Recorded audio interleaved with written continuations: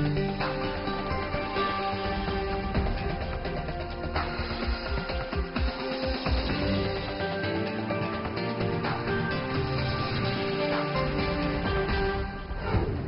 today's World Insight with Tian Wei, mixed messages coming out of the G7 summit in France. What's the bottom line for the club despite differences? And Brazil under pressure to douse the Amazon rainforest fire. What's the real score?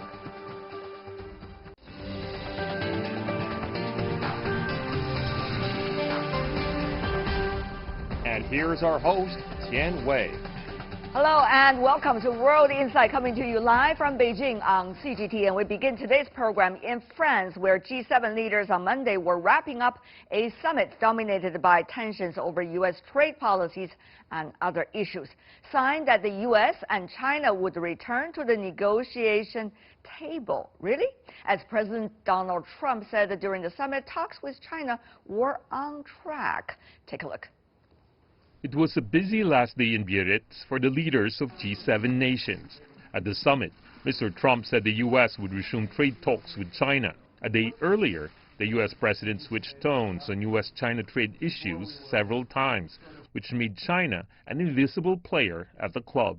Also on Monday, Chinese Vice Premier Liu He, the Chinese top trade negotiator with the U.S., said China resolutely opposes the escalation of the conflict and welcomes investment and trade cooperation from foreign countries, including the U.S.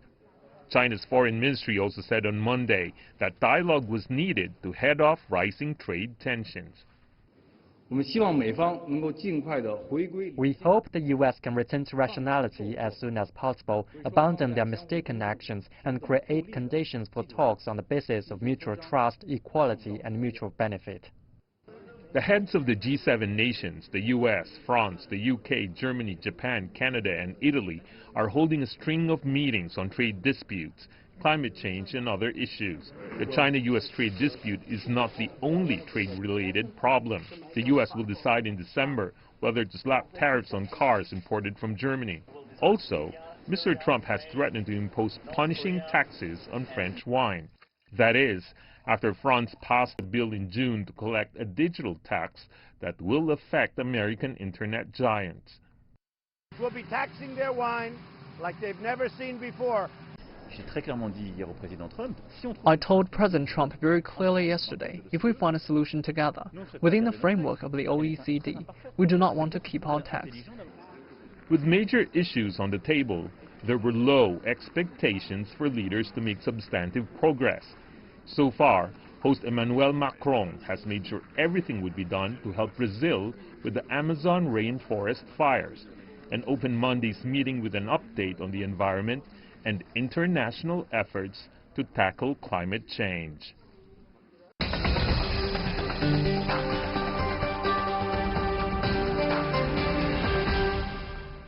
Mixed signals, isn't it, coming out of the meeting rooms of the G7? What shall we make of them? Let's turn to our panelists. In Paris, we are joined by Joe Rouet, who is the chairman of the Bridge Tank.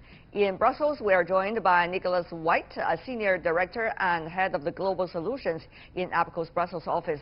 Joining us in Washington, D.C., Paulo von Schirach, president of the Global Policy Institute. Last but not least, in Beijing, Liu Baocheng from the University of International Business and Economics. Gentlemen, welcome to the program. Let me go to you first. Mr. Rouet from France, much achieved? Good evening, Tian Wei. You know, much achieved. You don't achieve everything in just one summit, but one thing is new with this summit. Remember the old G7. We used to talk about financial, about obscure things that the people don't care about. This time we've talked about reforestation of the Amazonian forest. We've talked about peace in Iran.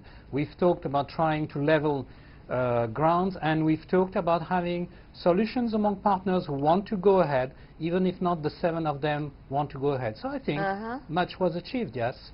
Well, much was achieved. That's quite an optimistic view.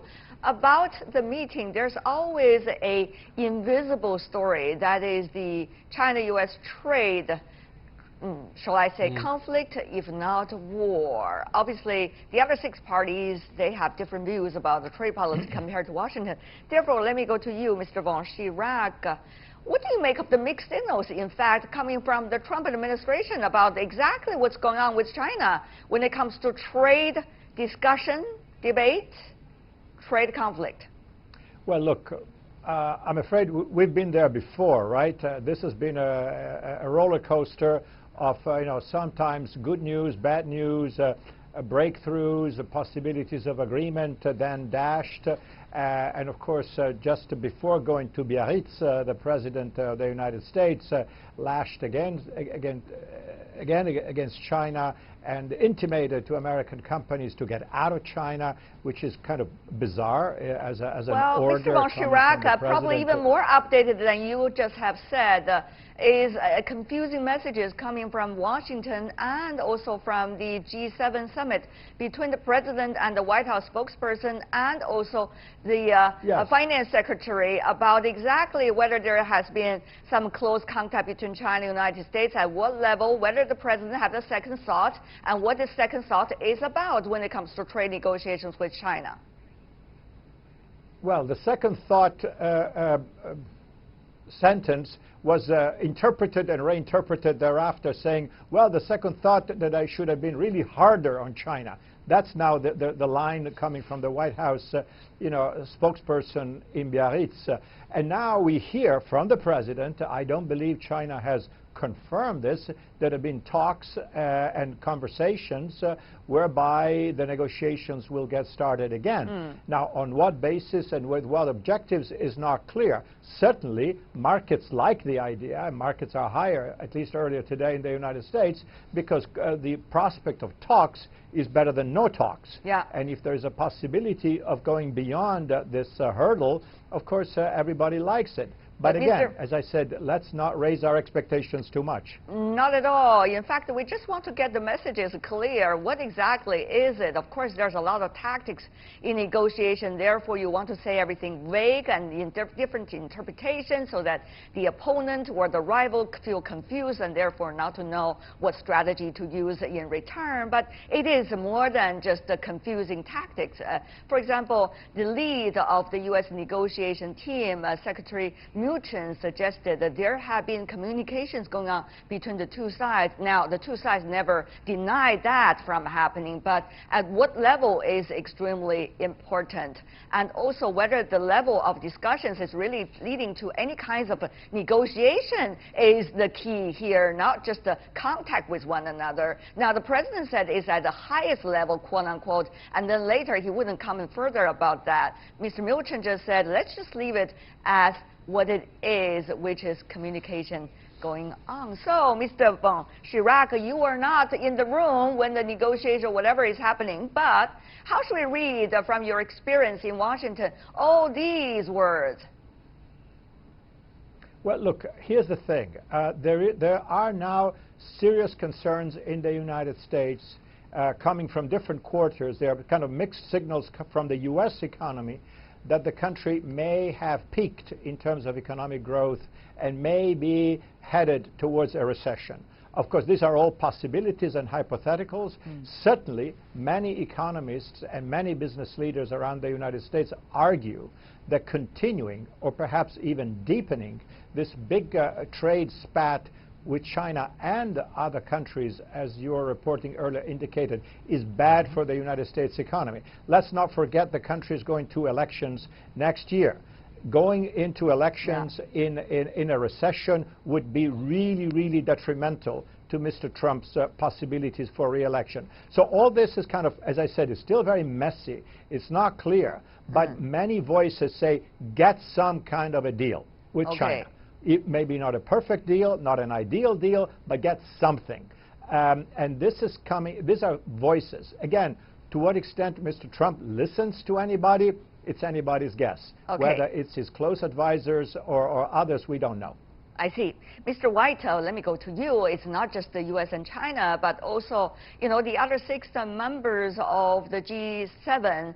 Obviously, they all have trade issues with the United States right now. Now, what kind of message do you think the U.S. president has been receiving from his other 6 counterparts at the G7 summit regarding trade and regarding even trade on the issues with China?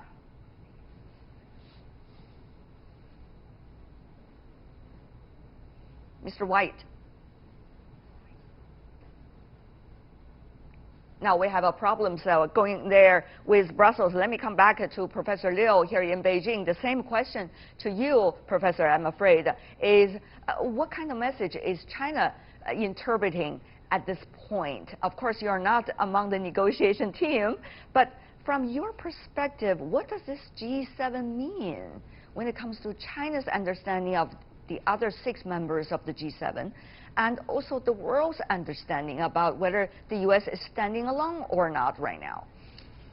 Well, most of the other members still uphold a global economic order in which free trade plays a very important role. And even if the Boris Johnson, the new prime minister, who has close affection with Donald Trump, still propose that Great Britain benefit a great deal over the last 2 centuries for free trade. So therefore, so he said, no trade war, we prefer trade peace. That's what he said. That's right. So yeah, trade peace and protectionism is the biggest roadblock, and it is really a myopic approach that eventually that can damage your own sovereign economy and damage your own consumers and eventually also your constituency. So that's a very clear message.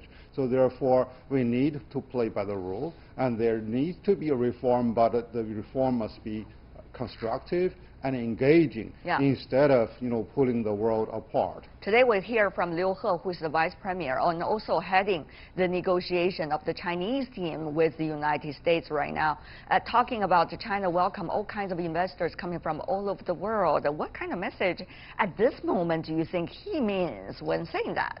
Well, he says, China remains open and continue to deepen its reform by providing better facilities and policies towards the foreign investors, which means that China will implement its own agenda. It may incidentally coincide with what is really requested by the United States, but we are not really yielding to the request of the United States per se. And the other is that, Donald Trump would use this as a leverage to pull American investors back home and drive other investors out of China. So he won't really achieve that objective, given that business people have their own calculation, and they will not really pay a huge cost simply to support his personal ego. I see. Mr. Ruet, of course, the other 6 members of the G7 are having this in mind when they were discussing about trade. Now, I'm not saying they are seeing eye to eye with China about many of the issues, but still the issue about rule-based international system, the issues about free trade, the issue about against protectionism seem to are some of the common grounds that shared with China, even though China is not in the room, of course. Right. No, of course, Tianwei, you know that the U.S. position, or Mr. Trump position, or swift of positions, has rocketed, has rocked the boat of other countries, of all the 6 members of the G7, not just the European members, but Canada had to suffer, Japan had to suffer. So they're all concerned. They're all concerned by a system of rules. But beyond rules, I think they want to structure something new.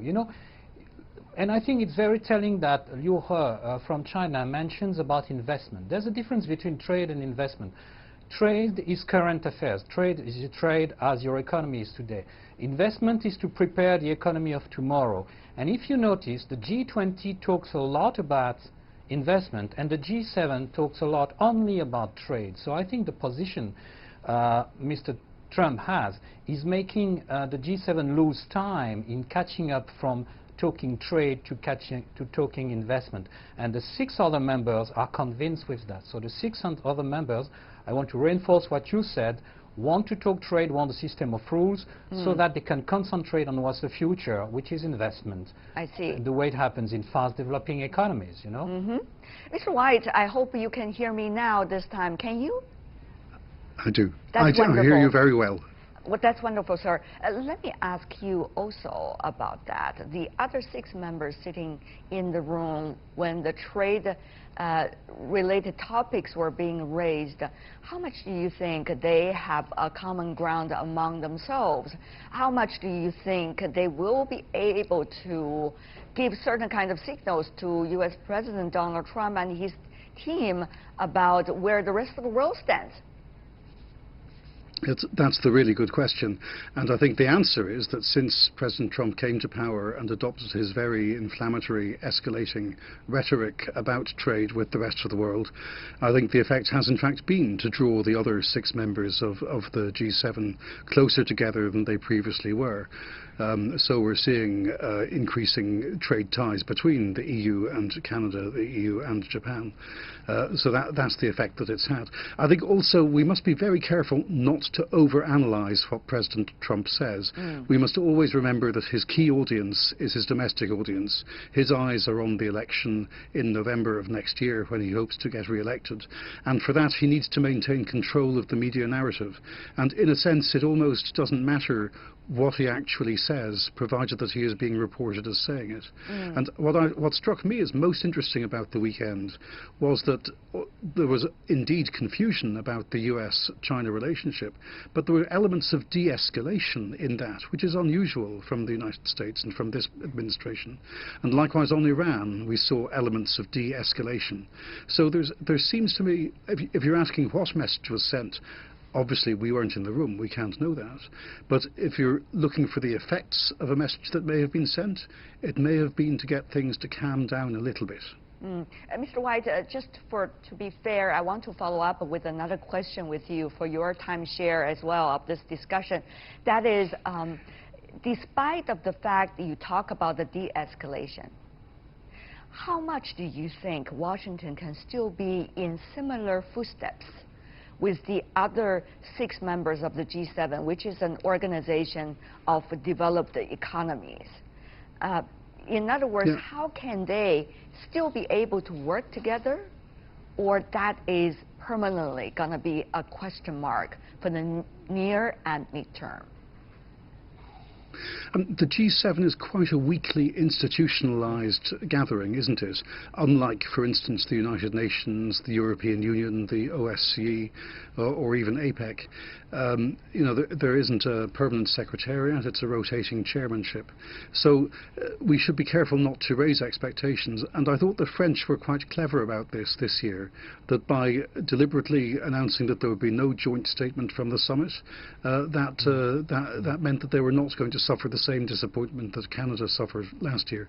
But look, the question is the United States ever going to be the same kind of multilateral player again that it was before President Trump came to power? And the answer is, I'm afraid, it depends on who the American people elect to be the next president after Mr. Trump. Certainly we're seeing the multilateralist tradition that had been a guiding principle of all US administrations since the 1930s. That has been torn up by Mr. Trump. He has decided to go in a different direction. Right. Whether his successor goes that direction or not is something that remains to be seen. Mr. Chirac, of course we are not saying miracles, but do you think there's any slight chance that the current administration, just 1 year before the election, will be able to walk back or backpedal some of the earlier harsh statements and attitudes it has about trade and win the hearts of its allies so that the picture could also change dramatically? Is there any chance, Mr. Chirac? Well, look, I agree with other guests' comments. Much has to be seen in how Trump can sell this to his base. The base of his core supporters in the United States are kind of a funny bunch, if you wish, of people who don't really believe in globalization. In fact, these are the people who have been hit badly by globalization. These are the victims of outsourcing, of deindustrialization. And so when Trump tells them, you have been cheated, and I'm going to help you, and I'm going to insource, I'm going to bring jobs back to the United States, they all cheer, regardless, quite frankly, whether he can achieve this or not. He is rewarded politically for his intention. So, to your question, it all depends how he can sell this. In other words, is there a possibility of toning all this down, whether it's, of course, the big issue, which is U.S.-China, but also the other not insignificant issues of EU,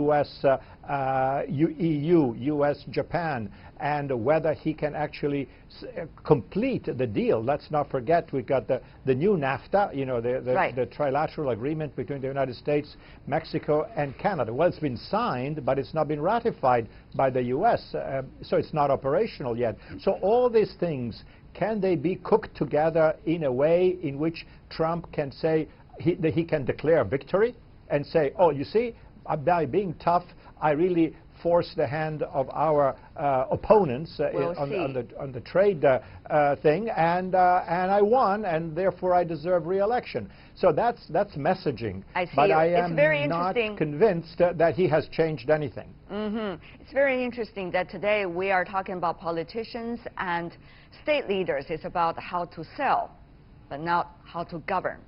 Very interesting, gentlemen, our discussion. Yes. We're going to continue our discussion right after this break about the G7 summit. Welcome back. You're still watching World Insight. Let's continue our discussion on the divisions rather than agreements reached among the G7 members. We still have Liu Baocheng in our Beijing studio, Joe Ruet in Paris, Nicholas White in Brussels, and Paulo von Schirach in D.C. Gentlemen, it is not just the trade, but number of other issues about climate change, for example, whether one president is in the room or not, or have to have discussion with other leaders who are already at the meeting. It's already quite a joke going on right now. But the issue is, can G7 still work on climate change? Can the G7 be able to work on other issues at all? Mr. Ruet, since you are the optimistic one, let me go to you first. Yeah, I'm the optimistic one, and my friend Nicolas just said the French have been clever, so that's too much. So maybe I should mitigate what I said. No, seriously, you know, the G7, the G... I say that all the time, Joel, you know that. Thank you. You know, the G7 is a club of people who think about macroeconomics. And climate change, they've seen in that an opportunity to relaunch an economy 2.0, to reinvest, to redevelop, to redesign the software of the economy and the hardware of the economy. And I think the 6 leaders believe in that. Now, interestingly, in America, you have many leaders, and you are right, Tianwei. Governing is also, you know, leaders should govern and not just sell. And I think you have a whole generation in the US which is ready to govern, and this generation has also understood that climate change, fighting climate change, is about redesigning the economy, about investing for future generations. And I think this G7, because we were not stuck about having a very nitty-gritty, discussed, detailed wording of a final conclusion which is torn away after that, because we allowed ourselves more freedom, more ideas got shuffled for this future, you know? I see. Well, Mr. Ruet, as I said, you're the optimistic one, and I have to bid you goodbye for now. I know you have other meetings to attend for now. Thank you so much for joining us. It's not just climate change issue, it's also about the role of Russia, Mr. White. Of course, that I should go to you about it, the U.S. and some of the other members, friends, for example, talk about Russia rejoining the G7, making it a G8 once again. Now, it's a controversial issue. It is, and I don't think, as we say in Europe, there was no consensus in the room on this question, which means that there was no agreement. It's clear that President Trump would, who has a good relationship, at least from his perspective, with Russia, that he would like to see Russia more closely involved with international governance than has been the case for the last few years. It's clear also that for a lot of European countries, and for Canada, those who take a strong stance on issues like the situation in Ukraine and the the attack with poison on particular people in England last year. For them, it is too soon to think about treating Russia as an equal partner as had been the case before all this happened. I see. So, it's a discussion that is ongoing. It's a discussion that nonetheless has been continuing and developing, and I think it's fair to say that this meeting in Biarritz did not reach a conclusion on this issue. It's also fair to say that the dialogue is progressing. Interesting. And talking about progressing, another front is also progressing. The foreign minister of Iran was being invited to the room. Of course, that caused quite a stir. Mr. von Chirac, go to you about that. President Trump applauded that, and so is the host of France, of course. What about that consensus? Is it any possibility?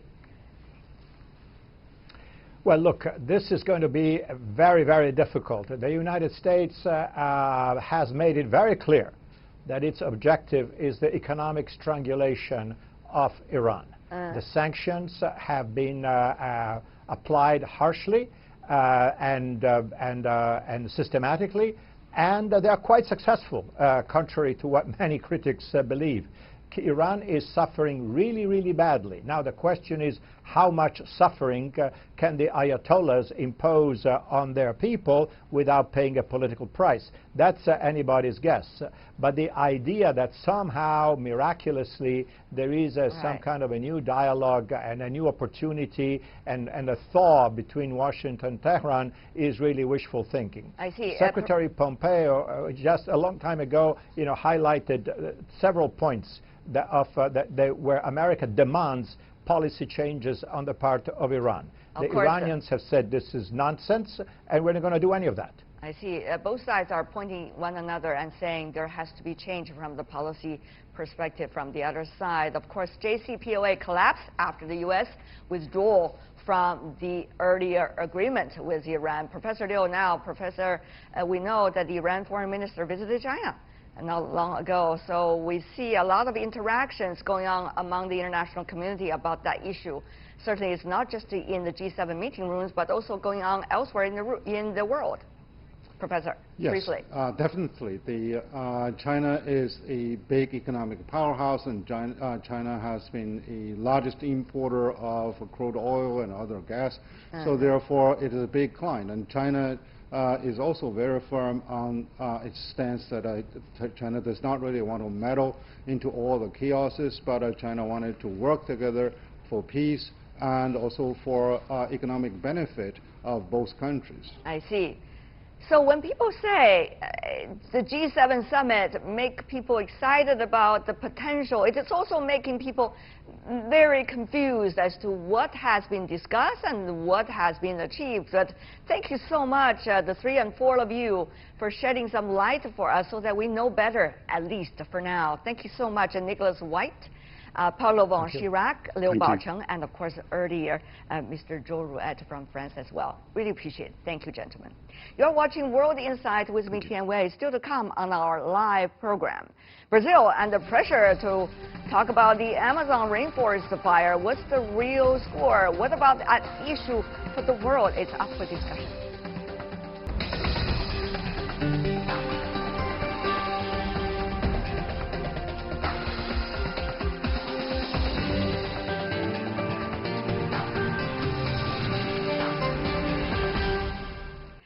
Welcome back. You're still watching World Insight with me, Tian, with the program coming to you live from Beijing. Now let's turn to Brazil, where flames are sweeping across the Amazon rainforest. The fires, considered the worst in the past few years, has sparked international alarm. As smoke rises out of the Amazon, the Brazilian president also has signed a decree allowing the military to move in. Take a look. The lungs of the world are burning. Smoke, fires and ashes, with more than 70,000 forest fires in Brazil this year, an 85% increase over the same period in 2018.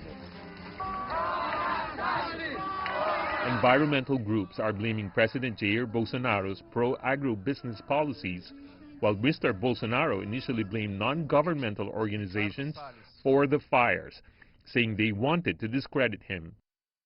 Amid the international outcry and protests at home, the Brazilian government ordered the army to douse the fires, and military aircraft are now dumping water on the massive blazes. We are defending the environmental cause against the policies and the rhetoric that is being articulated by the current government. It's the destruction of our forest, of our life and our medicine, because the Amazon is our mother, the mother of all of us. It's the air we breathe. It's the lungs of the world. The Amazon, the world's largest rainforest, produces more than 20% of the oxygen on this planet, and now facing staggering challenges to biodiversity and climate change. At the G7 meeting, French President Emmanuel Macron said leaders forged an agreement to help Brazil put out the fires and repair the damage. But would it be enough?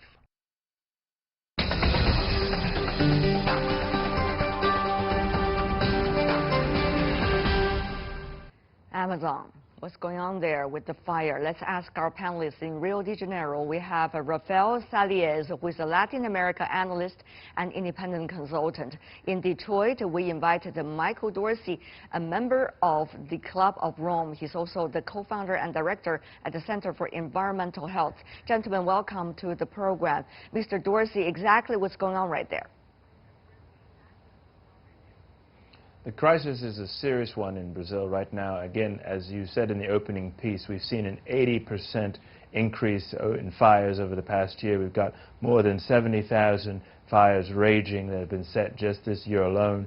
And really, this is driven by the aggressive policies of the president of Brazil, and really aiding and abetting the relatively corrupt cattle industry and other industries that are seeking to exploit forest resources, and also agribusiness industries. We've got a long history of corruption in that sector, in the agribusiness sector in Brazil, and they are simply exploiting politicians, both local and federal, like they've been doing over many, many years, driving this crisis and creating really not just a crisis for Brazil, but a crisis across Latin America. We're getting particulate matter as far north as the Caribbean. We're seeing this from satellites from outer space. We're seeing this really affecting the entire region, and subsequently with implications for the entire planet, given the role that the Amazonian rainforests play in sequestering carbon, and they also subsequently drive climate change.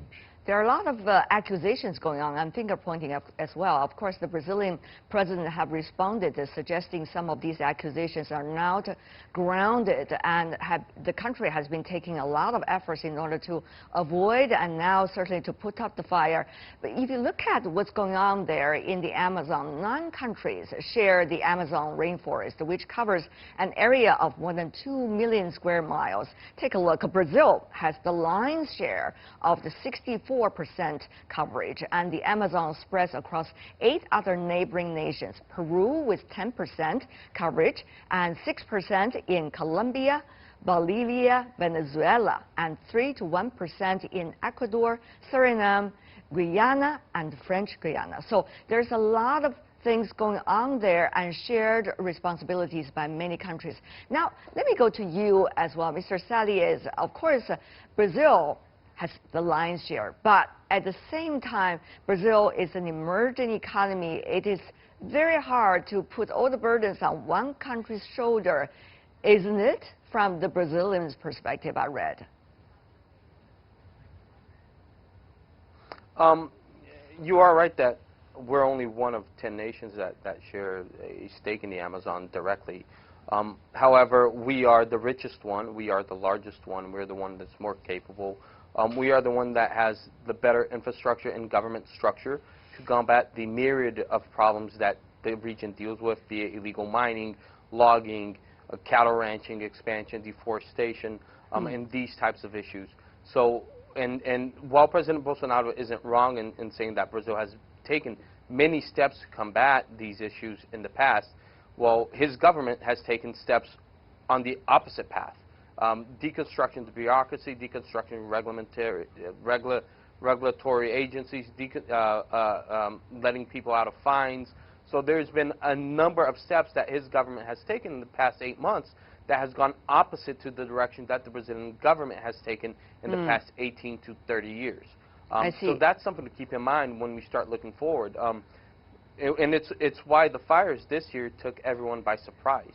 Mr. Saliers, now, do you know there is any solutions different parties have been talking about to put off the fire? I mean, the political debate, of course, could be one part of the debates if you look at the whole picture. But that's not going to solve the problem immediately. So the issue is how to put off the fire now. What can be done? Initially, right now, it's manpower and resources. And it's one of the reasons why the Bolsonaro government has brought the Brazilian military into the firefighting moment right now. Once that is solved, though, the long-term issue continues. I mean, in terms of deregulatory issues. Yeah, you mentioned about that, but let me just push a little bit about the solution for now, sir, if I can, because people are watching these fires. And political debates at this point is not going to work to put off the fire. So let's ask also about the question about the G7 decision. French president, of course, is very passionate about it, given the relationship between France and some part of the region there in near the Amazon forest. So what do you think? Will those international support and pressure be able to work favorably for putting off the fire? In a way, it already has. One of the reasons why the Bolsonaro government mobilized over the weekend to put out these fires is because of international pressure. Money coming in to buy equipment and help fund firefighting attempts is also going to help on the short term. But it's important to keep in mind that even money that's being promised by the G7 right now is being promised with conditions that the Bolsonaro government itself is hard-pressed to accept because of its own ideological predispositions. So that's something to keep in mind throughout this period when we're talking about short-term efforts. Beyond that, as I said beforehand, it's just a question of mobilizing the Brazilian military, which is the more capable, the more resourceful agency that the government has at this moment to tackle widespread fires throughout the region. Mr. Dorsey, an issue I am confused as someone far away from the region is the fact that there have been so many different opinions about whether Amazon forest is important at all for the climate change issue of the world and for the biodiversity of the world. We see that different coverage in the press a lot, and different environmentalists, of course, talk to their advantage of the agenda. So how do we see the significance of Amazon forest, first of all? Well, Tian, there's really no confusion. You know, I spent my years doing and completing my doctoral research in the Ecuadorian part of the Amazon forest. And the scientific consensus is absolutely clear.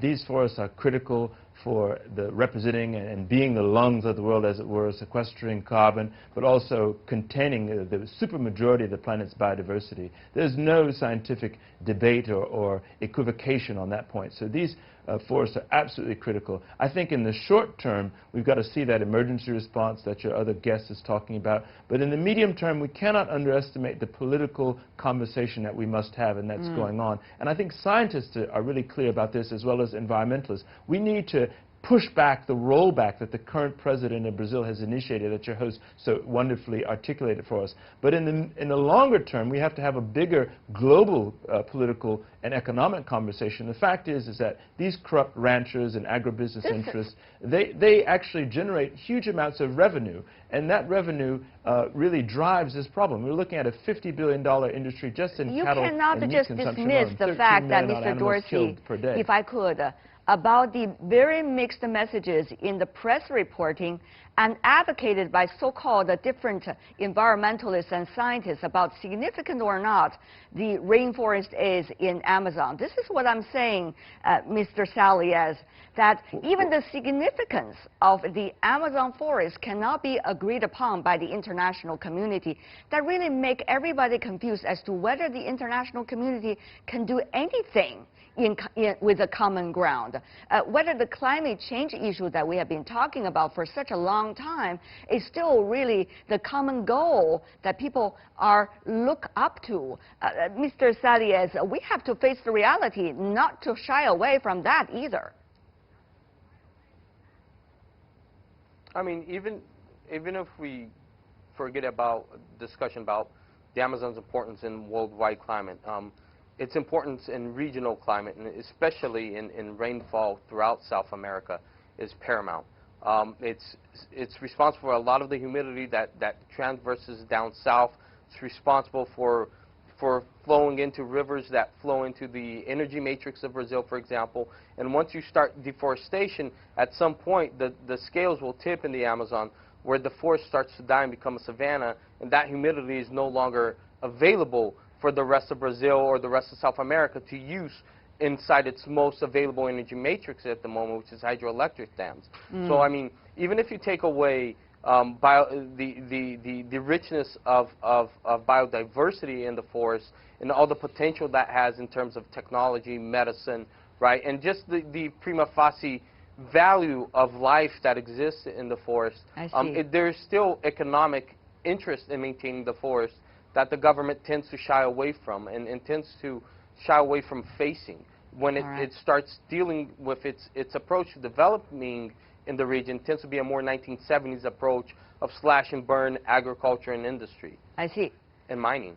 We are running out of our time in this discussion. We hope the lung of the world, the lung of the earth, as they say about the Amazon forest, will be safe.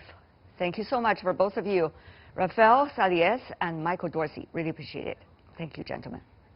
And that is all the time we have for today. If you'd like to see more, try to find us World Insight CGTN into your search engine or check out our YouTube channel. You can also follow us on Twitter, Facebook, and Sina Weibo. From me, Tian Wei, and everyone on the World Insight team, thanks for watching. Tune in again next time for more insights across China and